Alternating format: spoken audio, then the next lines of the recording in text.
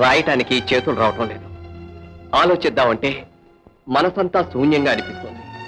ఈ పరిస్థితుల్లో నన్నేం చేయమంటావు బాబాయ్? ఏం చేయమంటావు? పోయిన దానికోసం బ్రతుకంతా పోగొట్టుకుంటావా? ఇంచుమించు నెల రోజులైంది నువ్వు కాగితం మీద కలం పెట్టి. నీ పరిస్థితి చూస్తుంటే ఏమైపోతావు అనే భయం కూడా వేస్తుంది నాకు. నేనేమీ అయిపోను బాబాయ్. నేను చాలా మొండివాణ్ణి. కాకపోతే విధి చేతుల్లో నా ప్రేమ ప్రతిసారి ఓడిపోతూనే ఉంది.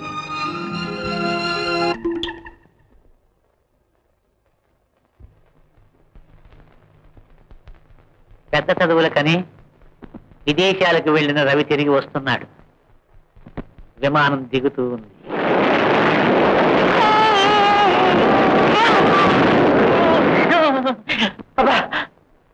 విమానం వద్దు. చీకట్లని చీల్చుకుంటూ రైలు దూసుకు వస్తూ ఉంది.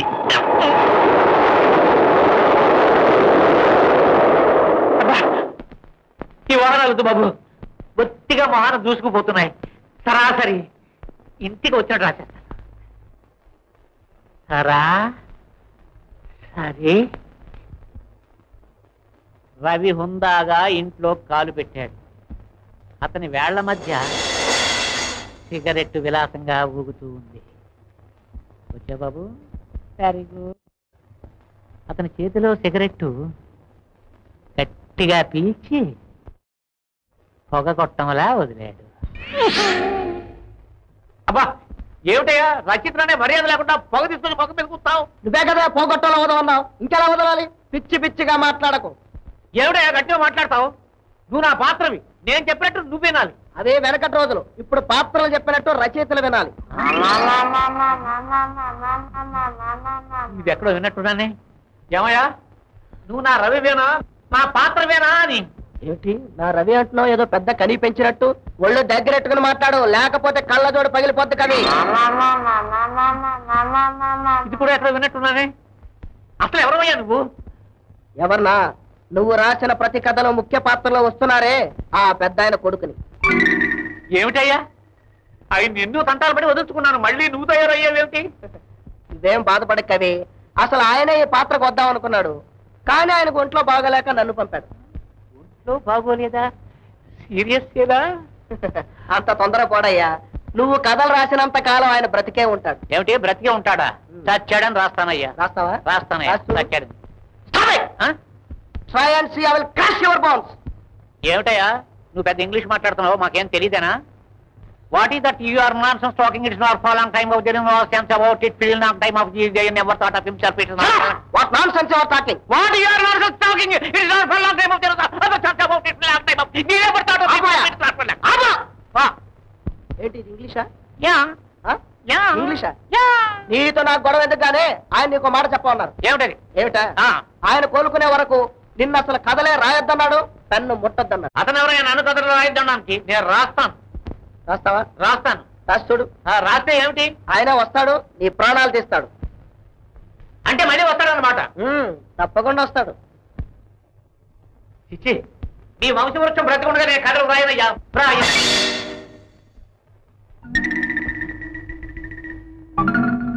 బిడ్డకాయంత లేడు ఈ కవి వరేణ్యం ముందు కుప్పు గంతులా కట్టా కటకటా.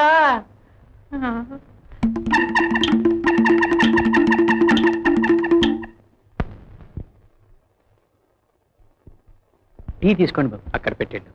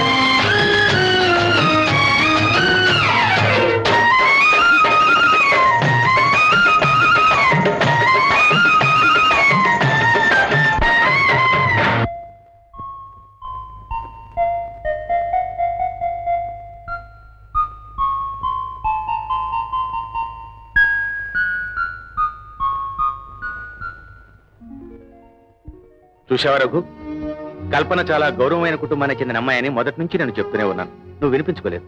ఆ అమ్మాయి ఫోటో పేపర్లో పడింది. అన్నట్టు అసలు పేరు సీతట. చూడు, ఆ అమ్మాయి ఈ అమ్మాయి ఒకటే కదూ? ఇది మరో నాటకానికి నాంది. కాదు రఘు, నువ్వు పొరపాటు పడుతున్నావు. హైదరాబాద్లో సరస్వతీదేవి గారిని చాలా పేరు పొందిన సంఘ సేవకురాలుంది.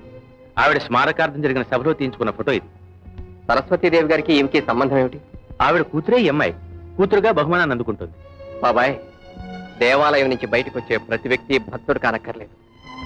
అలాగే తల్లి మంచిదైనంత మాత్రాన కూతురు మంచిది కానక్కర్లేదు. చాలా కరెక్ట్ రఘు. నువ్వు అన్నట్టుగా తాడి చెట్టు కింద నిలబడ్డ ప్రతి ఒక్కడూ తాగుబోతు కానక్కర్లేదుగా. జీవితంలో ఏదో చిన్న చెడు జరిగినంత మాత్రాన జీవితాంతం చెడ్డగా ఉండవలసిన అవసరం ఏం లేదు. చూడు రఘు, ఆ అమ్మాయి విషయంలో నువ్వు పూర్తిగా అపోహపడ్డావు. పాపం, తన పరిస్థితిని అంతా చెప్పుకోవాలని ఎంతో ప్రయత్నం చేసింది. నువ్వు వినలేదు. సరికదా, ఇంట్లో నుంచి బయటికి వెళ్ళగొట్టావు. ఆ రోజే కాస్త ఓర్పుతో అసలు ఆ అమ్మాయి ఏం చెప్పదలుచుకుందో వినుంటే ఇవాళ ఇంత బాధపడవలసిన అవసరం ఉండేది కాదుగా. సరే రఘు, హైదరాబాద్ నువ్వు వెళ్తే సరే సరే, లేదా నేనే వెళ్ళి అన్ని విషయాలు తెలుసుకుని వస్తాను. చిన్నబాబు, అరుణ పబ్లికేషన్స్ వారి సిల్వర్ జూబ్లీ సందర్భమున మిమ్మల్ని హైదరాబాద్ రమ్మని ఇప్పటికే 2 ట్రంకాల్స్ వచ్చాయి. మీరు రేపే బయలుదేరాలి. ఇంకేం రఘు, ఎలాగూ నువ్వు వెళ్తున్నావు కాబట్టి కల్పన విషయాలన్నీ స్వయంగా నువ్వే తెలుసుకురావటం చాలా మంచిది. సరే, అలాగే.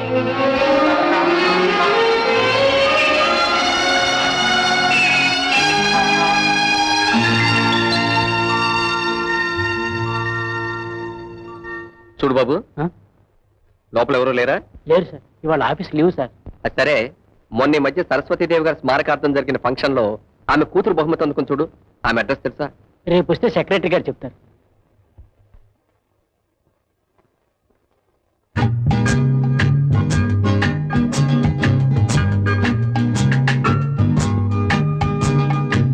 హలో రఘురామ్ గారు, రండి రండి. మీకోసమే ఎదురు చూస్తాను. నమస్తే నమస్తే నమస్తే. రాకతో పార్టీ రాజుటయ్యా, రాత్రి వేళ ఆకాశంలో చందమామ వస్తే కదా అందం. ఏమండి శర్మ గారు, మీకు కూడా కవిత్వం వస్తుంది? ఎందుకు రాదండి, ఎదురుగున్న మహాకవులు ఉంటే మనకు కాస్త ఆ గాలి సోకుతుంది కదా మరి.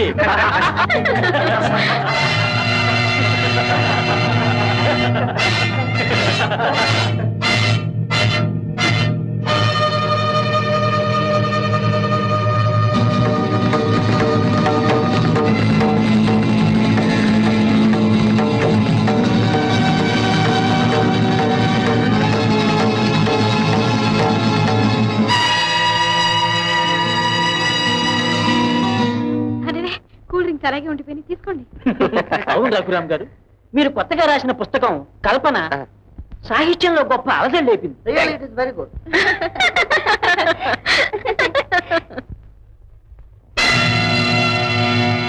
అవునవును. ఎక్స్క్యూజ్ మీ, కల్పన.